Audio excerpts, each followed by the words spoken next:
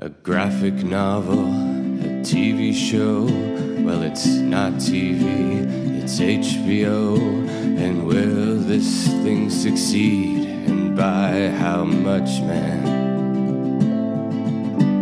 And some might cheer and some might scoff because it's Damon Lindelof. But either way, we're off to watch some Watchmen.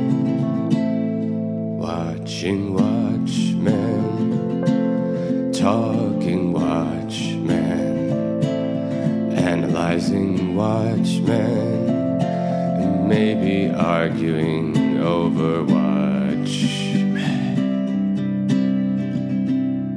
Welcome to Watchmen Watch, a podcast about Watchmen where we watch you watching Watchmen and you watch us watching Watchmen. It's a watch party all over the place as we watch each other. I'm Alex. I am Pete. And we have some bad news for you guys right up front. Unfortunately, two of our hosts are gone this episode. One of our hosts, Justin Tyler, usually here. Our other co-host, Alan Moore, always here. But they actually went on a road trip together cross-country. Did you get the text about this, Pete? No, I didn't. Yeah, they've been texting me all day. It's so cute. They're trying to get to a karaoke contest in Los Angeles. They got to get there in time to win the prize so that they can pay their rent money. I'm fingers crossed. I know they've gotten that a lot of... seems like the plot for like a B movie. Yeah, no. It is a plot for B movie, the B movie with Jerry Seinfeld, as far as I know. But yeah, they're having a lot of cute adventures. They keep getting into scrapes, and I think somebody might be falling in love. Oh man, I hope they Instagram it. Yeah. Well, anyway, they should hopefully be back here next week. But we are going to be talking about issue number 7 of Watchmen by Alan Moore and Dave Gibbons, a brother to dragons. Brother two brothers, two dragons, as I like to call it. It's not a brother and then the number 2 dragons. No, it's not, unfortunately. It's T.O. Yeah, the real bummer, I gotta say. I think they really missed an opportunity. Huge missed opportunity. Yeah. Now, as the past couple of issues have been focusing on specific members, I was about to say the team, of course they're not actually in a team at all, but specific members of the cast. Here we focus almost solely in on Dan and Laurie. Now, Laurie has moved in with Dan. She was kicked out of her home after John Osterman, a.k.a. Dr. Manhattan, headed to Mars. They were worried that she was irradiated, and Dan, who clearly has a little bit of a crush on Laurie, that comes to fruition, of course, this issue, moved in with her. The other thing that's been going on in the background, the two other things that you probably need to know in case you're suddenly, for whatever reason, picking up this issue, Rorschach, Night Owl, a.k.a. Dan's former teammate, has been locked up. And also Adrian Veidt, a.k.a. Ozymandias, has been teased in the background for a really long time, but he is doing a benefit to help Indian famine, is I believe what it is. Cool. Yes, Pete, you're just agreeing, just cool with you? Yeah, it's cool. Oh, great. Thanks for agreeing, but not offering up any additional information. Let's talk about this issue. We've talked a little bit about Dan and Laurie's relationship. How do you feel about it, Pete? Well, first off, I don't like it. Second off, I think that this is my least favorite issue of Watchmen. It just spends a lot of time on my 2 least favorite characters. Also... Wait, no. I want to stay on that for a second. Well, why is it that Dan and Laurie are your least favorite characters? Because they're boring. Okay, great. Yeah. But use your words, Pete. Well, I just feel that, like... Dan's too scared to stick up for himself, and Laurie's kind of stuck, but together they kind of refine themselves in a way, and that's great. And I think they become interesting after that when they get some confidence to start living life again, where they're both kind of hiding out from themselves and who they are, and they find strength together. It's interesting to me that you do not like them, because I definitely remember back in the day when I first read Watchmen, Dan and Laurie were my favorite characters. They were my in characters in the book. And I think part of that is because they are the 2 characters that are most clearly superheroes. Like the comedian, totally fucked up. Right. Rorschach, totally fucked up. Dr. Manhattan, not an easy guy to relate to, I'd say necessarily. Ozymandias has his whole thing going on. But Dan and Laurie, they're pretty normal, right? Yeah. Like, Laurie is picking up, they're both legacy heroes, so that's part of their connection there. Sure. But Laurie is picking up on her mom, Sally. She essentially just wanted to be a superhero because, she thought it would be fun. As we find out a bit more about this issue, Dan was a bored millionaire, much like Bruce Wayne. Hey, how dare you compare Bruce Wayne to this guy? I mean, it's pretty directly analogous. No way, man. This guy is an owl. All right, that's dumb. That's true. Not as cool as a bat. Real quick, in Earth 2, right, which is the opposite Earth of Earth 1 in the DC universe, who's the Batman character on Earth 2? Hey, fuck you for bringing that up. Who is it, Pete? Fuck you. Who is it, Pete? Fuck you. It's Owlman, Pete. Who is it, Pete? Who is it? Eat a fucking Tootsie Pop, you asshole. I honestly have no idea how many licks it takes to get to the center of that thing. Yeah. The problem is it's not the same number every time. That's what gets you. Oh, okay. Yeah. All right. You'd figure a cartoon owl could make it consistent, but I guess not. I'm just saying, I took that as a challenge, that commercial. Really? I bought a shit ton, and I tried to figure out how many number. You cracked your fucking teeth, didn't you? Oh, yeah. Oh, geez, you're not an owl. This is a funny story, actually. You guys like this. When I first met Pete, Pete said, hey, check this out. I'm an owl. And he turned his head 360 degrees and just popped right off. Yeah. That's why he's a ghost now. Yep. Fun fact. That is a fun fact. So I would like to say the kind of star of this issue is their ship, their owl ship. That's the only good thing that I can. Archie is the star of the issue? Yep. The owl ship? Yep. What's your favorite thing that the ship does in the issue, Pete? I like the two big eyes. Oh, the two big eyes is cute? Yeah. It's kind of great. Well, so the visual theme in this particular issue does take its notes off of the owl ship. We get to see a lot of circles, a lot of reflections, both off of the owl ship. We get to see them off of Night Owl's goggles. We get to see them off of Dan's glasses, constantly zooming in and out of them. And always, well, almost always, those circles are being wiped or splattered in some way with a very similar splatter to the one that was seen on the comedian's button in the first issue. Why do you think that is? What do you take away from that? Because they're like, hey, we know this issue blows, but hang in with us. Jesus. Because, it's still connected to a bigger story that's amazing. Again, one of the things that I liked about this issue is how human it is and how grounded it is. Yeah, and that's why it's where we have slower, because it takes its time with the human aspect. I think, if anything, it's taking a break from the darkness of the past couple of issues. There's still dark things that obviously go on, but the Rorschach issue sucks you down into Rorschach's psyche. Yeah, it does. This is a palate cleanser. This gets you away from it. It gets you back into Dan and Laurie's life, but it also deals with a darkness in the history of superhero comics, which is the underlying sexuality of every single superhero, I think. What? Yes. Every single superhero has an underlying sexuality. So I don't know if you've noticed this, but superheroes tend to run around basically naked or in their underwear. Have you noticed that before? Yeah, but what's that got to do with sex? Well, when a man and a woman, or a man and a man, or a woman and a woman love each other very much. We got to keep it open. Whatever you want to do. Yeah. Whatever you're... Trans. There's other beautiful people in the world. If you want to fuck a person, you take off your clothes. That's what I'm saying. That's what I was getting towards, Pete. Yeah.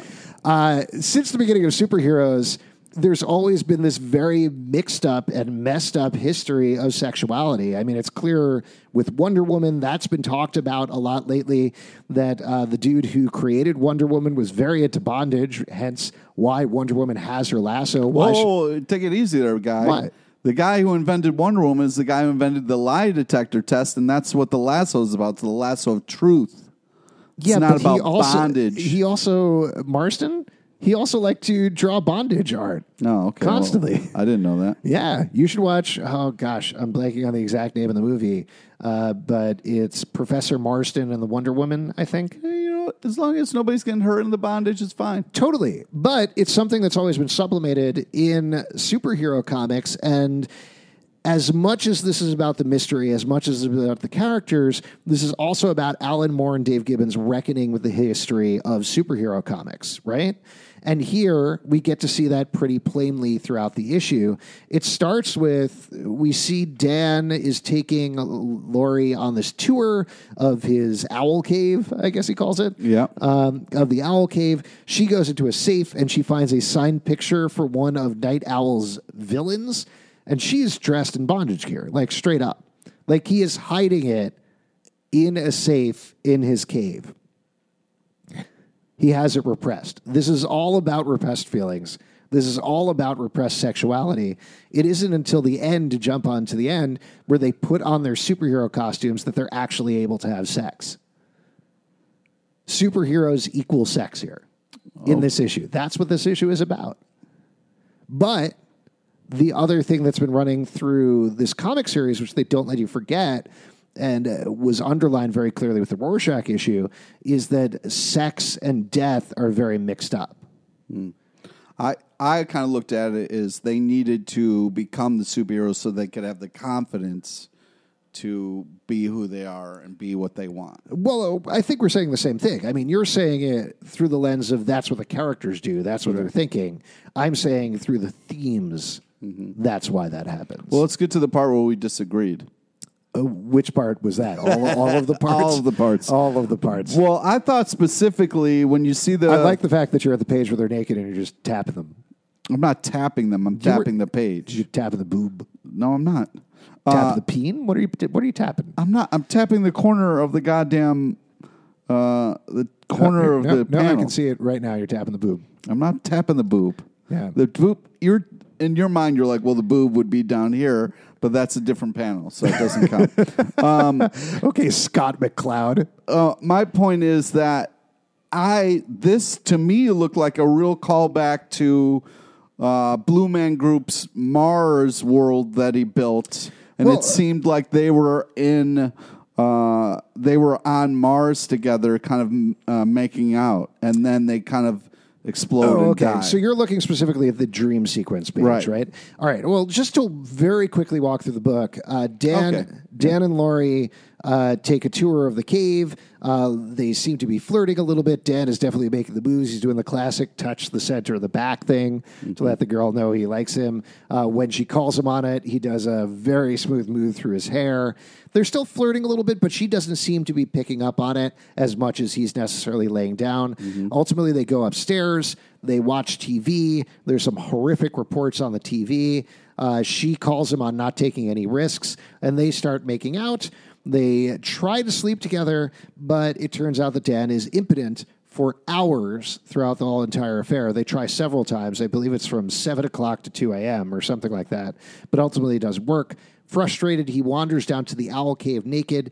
He puts on his goggles, and they decide to get in their superhero costumes and take a cruise around.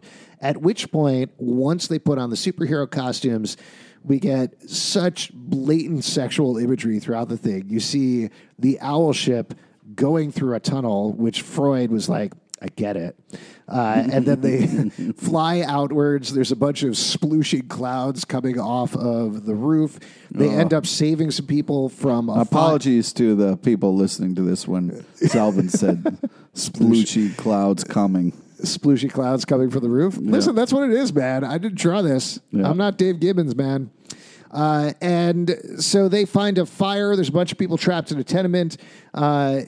Silk Spectre, Laurie puts on her Silk Spectre costume, or rather she pulls off her overcoat, revealing her costume, at which point we get, again, a ridiculous image of Dan is like, oh, this seems to be working, and his drawbridge pops out of the owl ship, goes across, they save the people, he's feeling it completely, they drop the people off on another roof, and then he takes charge, kisses her, and they make love inside of the owl ship, at which point it explodes fire out of the back. Which was the kind of worst part of the movie when they did that. It's so funny that completely 100% did not work in the movie. That is... Well, it also lasted way too long in the movie, that shot. Like, should have done it quick, like, okay, kind of...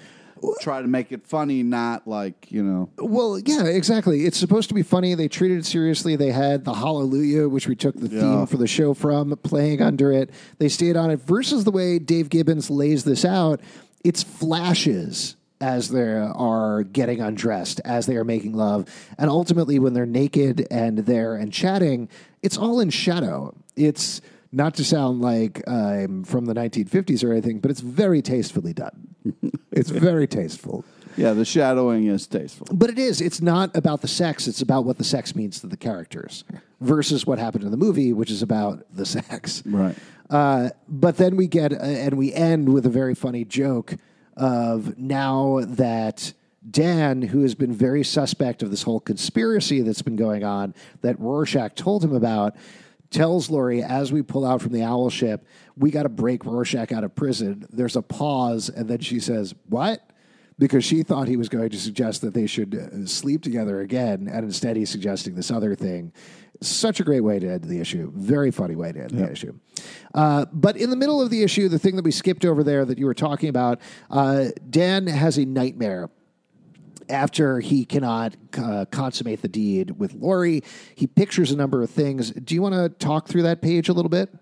Yeah, I mean, so we kind of have, again, with the lens, we see his lens of his glasses zoomed in, and it kind of zooms out, and you see him looking kind of horrified at Laurie, and then they start to kiss, and she kind of pulls off his skin to reveal his owl costume. He pulls off her skin to reveal her costume, and then they kiss and explode, and they lose all of their skin. They're just bones and a big explosion. And they have in the background, it's all black, and the ground they're standing on looks like a red surface, like a Mars, like they're on a different planet. Yeah, I don't think it's necessarily. I didn't take it necessarily as a vision. It might be the coloring from John Higgins, right, that implies that. But first of all, we should mention that when he first sees her, it's not actually Laurie, it's the villain from the picture. So again, he's mixing up all of these sexual things in his head. He's seeing Laurie as a sexual object the same way that he sees this villain. And ultimately, that's tied into an explosion, which certainly you could take sexually at the end there. But it's also tied into what they've been watching on TV, which is that the Russians are invading Afghanistan. There's all this nuclear fear that's going on. They've been blown up. But the skeletons look very clearly like two things to me. One, they look almost exactly like Dr. Manhattan's skeleton when he's blown up, or John Osterman's. And then they're also in the same position as the Hiroshima lovers that we've seen throughout the issues of this comic book. And also, they kind of look like a little bit of a Rorschach test. Yeah, I think that's fair as well. Absolutely, because it's a white and black panel, right? Mm-hmm. Mm-hmm. So I'm sure there's a lot more to be delved in here, and I'm sure people who have more time to do analysis can have certainly looked into this. But it is interesting to me how many repeated visual themes there are, and sometimes I wonder if it's just to give it this sense of rhythm versus necessarily meaning all the things that we are ascribing to it. You know? Yeah, I mean, they really think about pacing and paneling in this book, which I really appreciate. And there are definitely stories within stories. The layers of this book is really impressive. Well, the Hiroshima lovers, at the very least, I think pretty clearly whenever we see a shadow of, say, Dan and Laurie in this issue, it's always about the fallout of actions, specifically sexual actions or violent actions, as we saw last issue with Rorschach, where there were both things with his mom and her client, I guess, and then also his mom hitting him, that they're all mixed up in the same thing. And here, we're seeing the same thing with the exploding nuclear bomb, as well as when Dan and Laurie make love, ultimately. One thing I wanted to talk about that's such a great sequence is the first time that they try to sleep together. And I know there was somebody who was making fun of me about first discovering the word juxtaposition on a previous podcast a couple of episodes back. Right. But we do get this great juxtaposition between what's going on with Adrian Veidt as he's doing this athletic routine and what's actually happening with Dan and Laurie. You have the copy of the book. Could I grab it from you for a second? Yeah, sure. Thanks. I'll bring my copy next time. It's right there. I opened it right up for you. Oh, man, you're amazing, dude. We get to see Ozymandias as he's doing this pitch-perfect routine, and they're, in fact, doing this terrible job of sleeping with each other on a couch. And I don't know if you ever hooked up on a couch. Not particularly comfortable, right, Pete? Well, it's tough. I mean, it depends on the size of the couch, but yes. Yeah, you got to get a pull-out couch. That's the important thing. Oh, my God. What? So much going on there. What do you mean? Pull-out couch. Come on, man. Mm-hmm. Yeah. Yeah. Don't use a pull-out couch, kids. Oh, my God. But yeah, tight spaces are tough Abstain to maneuver. from couches. Oh, my God. But actually, one thing that I've heard about couches is if you use a rubber band and Coke, you can, never mind. So as he's saying, Adrian Veidt on the TV says, "Thank you. I hope you'll forgive me while I warm up. I haven't done this in a while," and everybody laughs. And Dan and Laurie says, "That better?" And Dan says, "Uh-huh." And then he says, "And just look at the confidence as he leaps up and grabs the bar, beginning the maneuver, while they say, 'Oh, I'm sorry. Am I crushing you?' 'No, it's okay. Don't worry. Everything is okay.'" And you think she's saying that in pleasure, but it turns out that he's actually jabbing his elbow into her. So it's just throughout that entire sequence, we see... I think there's two things going on, right? Like, we get this very funny exchange between what's happening with Adrian physically and what is happening with them physically, but also the fact that right now, Dan is overweight, right? Like, he hasn't been a hero in years. Laurie also hasn't been a hero in years. Certainly, she's been hanging out with John Osterman, but they haven't had the practice. We saw a couple of issues back that they were both out of breath when they fought in the alleyway. And Adrian Veidt is at the tip-top shape. Now, we know, this is a big spoiler, and I think you guys probably know if you're reading the book, that Veidt is the ultimate mastermind. He's ahead of them on every move, is what I think we're being told here once again without being told. And that's what I think is great about every issue here, is that Alan Moore never forgets about the mystery. Like, he's layering it in every issue. Even in this issue, which seems to be about Dan and Laurie and their relationship, there's still little clues like that. There's clues, yeah. Where you were like, oh, how did I not put this together? This seems so obvious here. Well, there's even more stuff. It's funny that they relied... Oh, what were you going to say? I was just, even more stuff. Do you see what... Wait, more stuff? Alan Moore, even more stuff? Yeah. No, I know. He owns that store, that knick-knack store called More Stuff. It's very cute, very homey. There's, again, it's funny to me that they use the TV as a device. It must have felt relatively new then, because I think now you see that on TV where somebody clicks on the TV and immediately it's like, and in other news, here's the specific clue you needed to know. Yeah. But here we get a bunch of different things. We find out about the Institute of Extra Spatial Abnormalities. I'm forgetting the exact name of it. But we passed by it a couple of times in the comic, and they're very excited because they have figured out a way to maybe access alternate dimensions. That, as we'll find out later, is a big part of what's going on with Adrian Veidt's plan. There's also a seemingly random mention, which seems to just be killing time, where they talk about a writer who has gone missing. Now, this is the same writer who worked on Tales of the Black Freighter, who in the back matter a couple of issues back, we found out had also gotten missing and that ultimately was replaced on Tales of the Black Freighter. This is, as we're going to find out later, these are all people that are working for Adrian that he is getting rid of as they create this story, as they create this narrative for him. So everything there is not wasted. They use every part of the buffalo, as they say, right, Pete?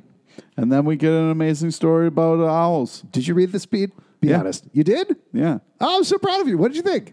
I liked it. I mean, was one of the only ones that I read the first time around because I had pictures. So I was like, oh, cool. Oh, birds. Yep. What did you think of this? What did you take away from this story? Well, I mean, it talks about like the owl in comparison to kind of like what we can kind of talk with our character, the owl character, like what the owl is like, the specific, how he hunts prey, all this kind of stuff. And I think there's a lot of great kind of parallels here. We find out about that. We also find out about his relationship with his father, which is something that I think potentially drove him on to become Night Owl here. Mm-hmm. It's also funny to throw this in, given that Dan talks about, I write articles about birds, but nobody reads them. Yeah. And then that's what several pages at the end of the comic is. They're like, here you go. Here's a boring owl story for you, except obviously it's not. Another little detail that I thought was fun in there is a couple of issues back, we found out that one of the team members from, I don't think it was the Crime Busters, I think it was from the Minutemen, Mothman, was committed to an insane asylum upstate. Yeah. And I think we'll meet him again in a couple of issues' time. But Dan mentions in the story that he was visiting a friend upstate, which is probably Mothman, even though he doesn't talk about it. No, interesting. Yeah, so I thought that was neat. This is it. Also, what was the other thing? There was one other detail. Oh, what's the name of the story? It's something of Palom. Yeah, it's blood from the shoulders of Pallas. Pallas. Yes, sorry about that. So Pallas is Athena, the god of the hunt. Mm-hmm. And I do think this is a very vague idea, but I think that telling the story about Athena, telling the story about the owl, and the way that Dan acts throughout the rest of the issue is that he only comes alive when he truly is Night Owl and when he's on the hunt. Otherwise, he's kind of meandering. He's wandering through life. He doesn't have a strong personality. But here we get to see him as soon as he puts on the Night Owl costume. He's in charge. He's riding on top of the owl ship. He takes Laurie in his arms and kisses her, which is what he's been unable to do the rest of the series. It's cool. I also like good comic. I'll say that. I also like how with the owl story, it's from his perspective, Yeah. And it's like this thing of like things he should or should not be paying attention to, which is something we, the reader, should be paying more attention to what we're seeing here as far as like who done it. Mm-hmm. So it's kind of like a big clue that like, hey, I've given you everything you need to know up until this point. Yeah, I think that's a fair point. I mean, particularly because there have been so many character-driven issues up to this point, it would almost feel like, okay, we are learning more about this team that isn't really a team. We're finding out more about these characters. But the entire time, Moore is saying, no, there's a mystery here. There's a mystery here. There's a mystery here. Don't forget about that. Yeah. Anything else you pulled out from the issue, Pete? No, even if this is not my favorite of all the chapters or my favorite of all the issues, it's still pretty amazing. And, just going back, it's just, I'm constantly blown away by how good this is. It really doesn't dip in like over the years. I mean, it's just still very, very fresh, and there's like new things that you can find in it, I will say, as we talked about last episode, I do have a problem hooking into Laurie as a character a bit. Dan's very well fleshed out. Dan's very well thought out. But Laurie in this issue, I'm not 100% sure what she wants or needs or what she's getting out of the relationship with Dan. There's a little blip where as she's sleeping, she murmurs something to Dr. Manhattan. Yeah. So it feels like maybe this is a rebound. Maybe she just needs to feel something physically. But it feels a little more surfacey to me with Laurie than it does the rest of the It's probably one of the downfalls of maybe it being a male writer, that he's not giving enough attention to the female characters. Yeah, I think there's a tension there. That's the thing, is Laurie is still good, and I like Laurie, and it's a well thought out character, but there's an emotional depth there that drives her more to be a driving force to get Dan out of his funk versus anything particularly for Laurie. Yeah. Well, I mean, I think that she does. I mean, we get to see the way she's fighting in the next chapter. That Yes. it feels like she's definitely coming alive more and being more like, her superhero self, which feels like she's kind of, more in her element. It might also be a problem just with the character of Silk Spectre, that Sally Jupsiwix, I don't know how to pronounce it, she became a superhero to become famous. Laurie did it because she had nothing better to do. And when you have a character who's just kind of bored and not quite sure what they want to do, it comes off wishy-washy in the text. Yeah. She doesn't really have a place in the world as of yet. And as we read this through, to be honest, I don't remember if she does by the end of the book or not. I know what happens to her plot-wise, but I'm not sure I don't remember what happens to her emotionally.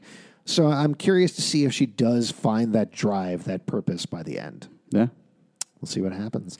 If you would like to support this podcast, patreon.com/Comic Book Club. Also, we do a live show every Tuesday night at 8 p.m. at the People's Improv Theater in New York. Come on by. We'll chat with you about Watchmen. There's a couple of places you can check us out online. You can check out Watchmen Watch Podcast on Facebook. You can check out Watchmen Watch Podcast on Instagram. Watchmen Watch 1 on Twitter. Also at Comic Book Live on Twitter. comicbookclublive.com for this podcast and more. You can subscribe and comment on iTunes, Android, Spotify, Stitcher, or the app of your choice. And remember, we taped this podcast 35 minutes ago. Oh, sorry, I'm getting a text actually from Justin and Alan. They just crashed the car, but they went on another adventure. A bunch of raccoons are helping them out. Oh. So they should be back in time for next week.